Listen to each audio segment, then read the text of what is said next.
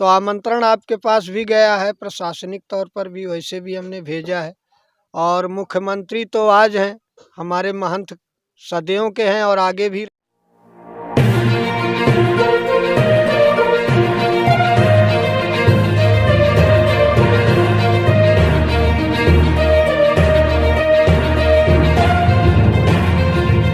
साथियों नमस्कार, मैं रामकृष्ण पांडे और आप देख रहे हैं आर इंडिया न्यूज। साथियों, हम आज आपको ले आए हैं सुल्तानपुर जिले के धनपतगंज ब्लॉक के चंदौर ग्राम सभा में बाबा ब्रह्मचारी के आश्रम में एक बड़ी यज्ञ होनी है। 108 कुंडीय यज्ञ है जिसकी तैयारियां जोरों पर है। और पीछे बताना चाहेंगे कि समाधि लेने के 100 वर्ष पूरे होने के उपलक्ष्य में ये इतना बड़ा आयोजन किया जा रहा है।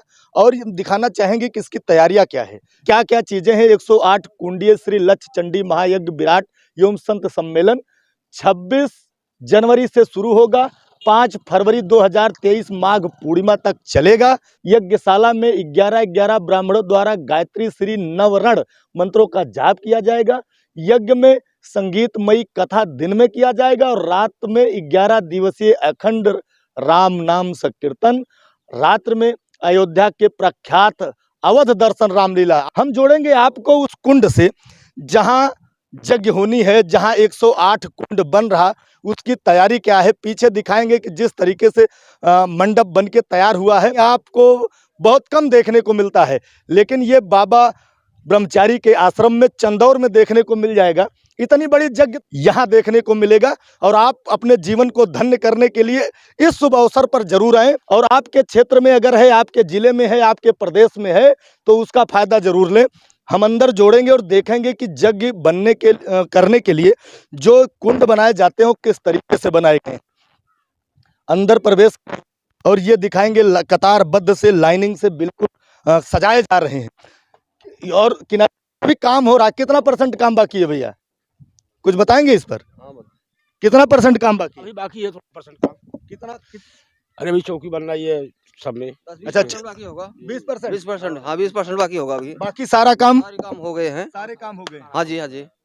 तो देख सकेंगे कि किनारे किनारे कतारबद्ध से, उस साइड से चाहे आप घुसेंगे चाहे इस साइड से घुसेंगे, सब एक कतार में। बाबा एक चीज हम जानना चाहेंगे, ये आप देखेंगे हवन कुंड बना है, बीच में गोल आकार में बना है, क्या है ये हवन कुंड जो है मुख्य हवन कुंड है। अच्छा, ये मुख्य हवन कुंड है। मुख्य हवन कुंड है।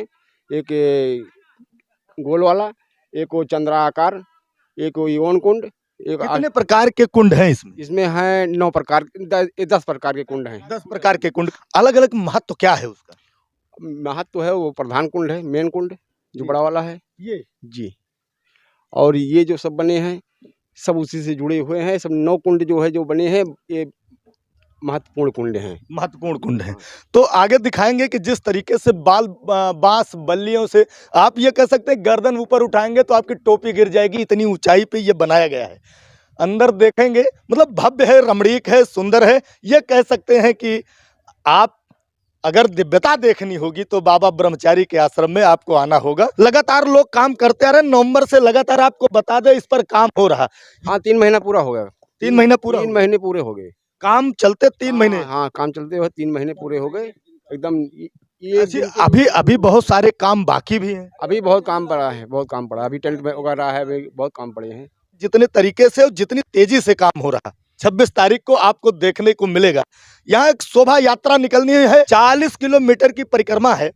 और उस परिक्रमा में अगर आप सहभागी बनना चाहते हैं तो आप भी मोटरसाइकिल उठाएं और उसमें सहभागी बने। हम जोड़ेंगे बाबा जी से कि वाकई में अभी तक कितना काम बाकी है, कितना हो गया है और आगे की तैयारियां क्या है। पीछे उस स्थान से भी जोड़ेंगे जहां 1,08,000 दीप भी जलने हैं। उस जगह से भी जोड़ेंगे जहां व्यवस्था को लेके सारी चीजें इकट्ठा की जा रही।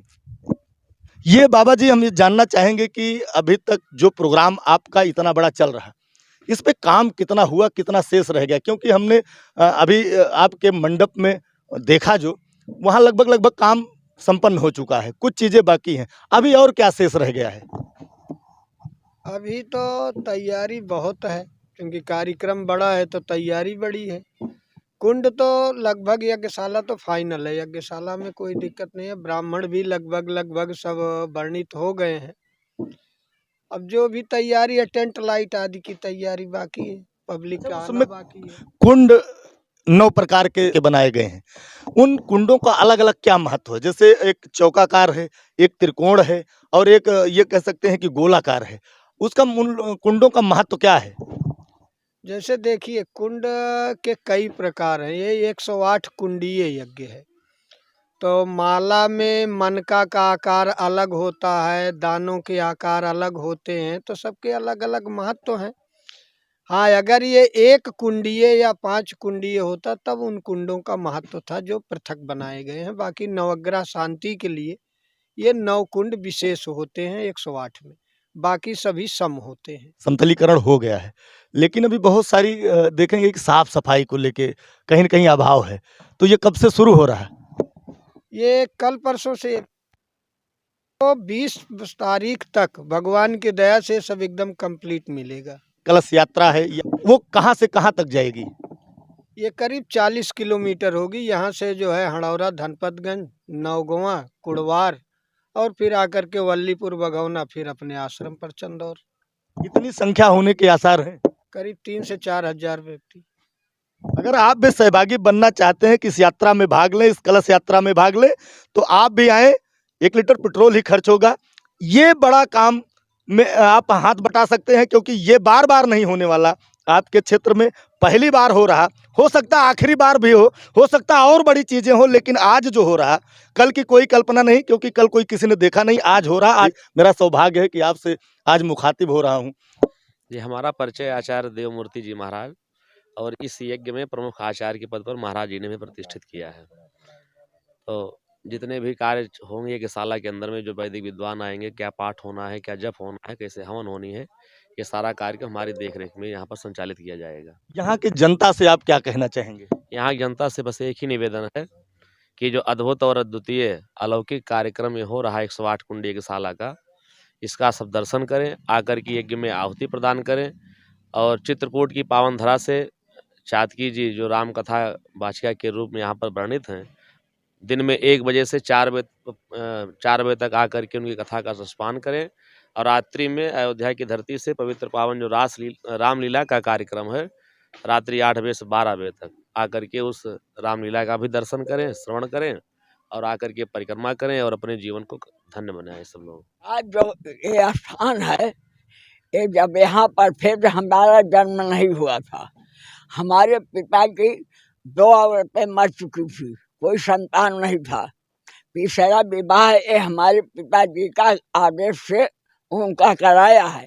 उनसे बाबा जी ने आपके पिताजी का विवाह कराया है और हम उन्हीं की औलाद, उन्हीं से पैदा हुए हैं। और इनके सती होने के बाद 3 साल के बाद हमारा जन्म हुआ है। इनके सती होने के 3 साल बाद? हाँ, और हमारे 29 ईस्वी का जन्म है हमारा। तो बहुत सारी चीजें आप क्षेत्र के बारे में जानते हैं, क्योंकि 9 दशक पार कर चुके हैं आप। 9 दशक आप पार कर चुके हैं। हाँ, ठीक है। और ये स्वामी जी जो है ना, इनका विभूत धारण कराया, संकल्प कराया, इनका जनेऊ मुंड धारण कराया, ये सब कुछ हम किए हैं। इनको श्रीमद् भागवत की कथा सुनाया। आज ये अवसर हमको आखिरी समय पर मिल रहा है। बस यही हम तो यही चाहते हैं कि हमारी जहाँ तक जान पहचान है, ये सब लोग यहाँ पर श्रद्धा के साथ आएं और भैया कुछ यहाँ ब्रह्मचारी महाराज का आशीर्वाद लेकर के जाएं। सबसे पहले बाबा ब्रह्मचारी के समाधि पे मैं प्रणाम करता हूँ और हमारे गुरुजी देवमूर्ति महाराज जी, उनको मैं प्रणाम करता हूँ।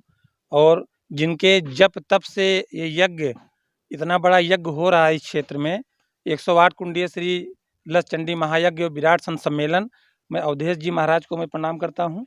और मैं तो यही अपील करता हूँ आम जनमानस से, और ये अपने भारतीय संस्कृति सभ्यता, अपने सनातन धर्म का एक जान लीजिए ये प्रचार प्रसार जिस लिए हम लोग यहाँ पे हैं, और आप लोग से सबसे मैं अपील करता हूँ, सब लोग आइए, यज्ञ में भागीदारी बनिए और यहाँ संत समाज का आशीर्वाद लीजिए।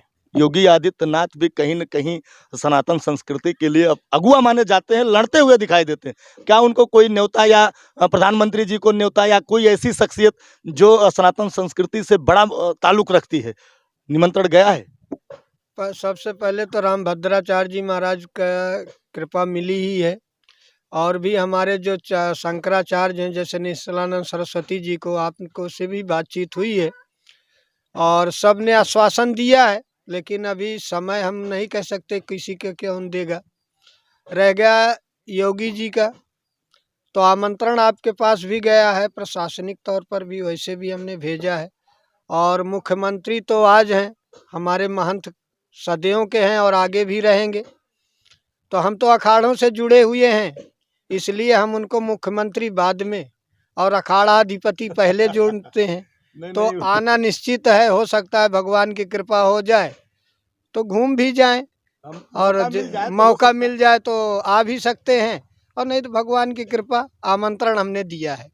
चलिए हम दिखाएंगे आप लोगों को कि पीछे व्यवस्था क्या है, वो स्थल भी दिखाएंगे जहां 1,08,000 दीपों को जलाकर शहीदों को नमन किया जाना है, दीपोत्सव किया जाना है।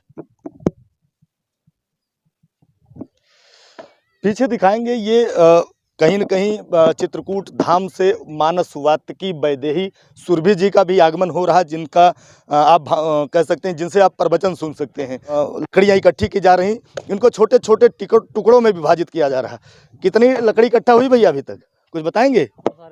अच्छा, ये सारा है। पीछे दिखाएंगे ये सारी लकड़ियाँ उसी आप कह सकते हैं यज्ञशाला में या यहाँ की व्यवस्था में ही लगने वाली हैं। कितना, किस चीज़ की लकड़ी है भैया ये पीपल की? अच्छा, पीपल जल सकता है क्या? क्यों बाबा? हवन में चल सकता है। हवन में चल सकता है। पीपल हमारे यहाँ कहा जाता है कि घर में नहीं लगाना है, साधुओं के यहाँ हवन में चलता है। हवन में चलता है। आप देखेंगे कहीं न कहीं लोग कहते हैं घर में मत जलाइए, घर में मत लगाइए, लेकिन अगर बड़ी हवन करनी हो या यज्ञशाला होना हो, यज्ञ होनी हो, तो वहाँ आप इसको जला सकते हैं, इस लकड़ी का प्रयोग कर सकते हैं। ये जो जगह आप देख रहे हैं पीछे भी थोड़ा समतलीकरण होना बाकी है। 1,08,000 दीपों को जलाकर उनको नमन किया जाना है। ये कार्यक्रम 26 जनवरी को होगा। आप भी शहीदों के नाम आएँ और अपने हाथ से एक दिया जलाएं, क्योंकि अगर सैनिक है तो हम हैं। आर इंडिया न्यूज़ में बने रहने के लिए आपका बहुत बहुत धन्यवाद। खबर को लाइक करें, कमेंट्स अपना जरूर दें, क्योंकि आपका कमेंट्स ही हमारी ताकत है। चैनल को सब्सक्राइब करें। जय हिंद, जय भारत।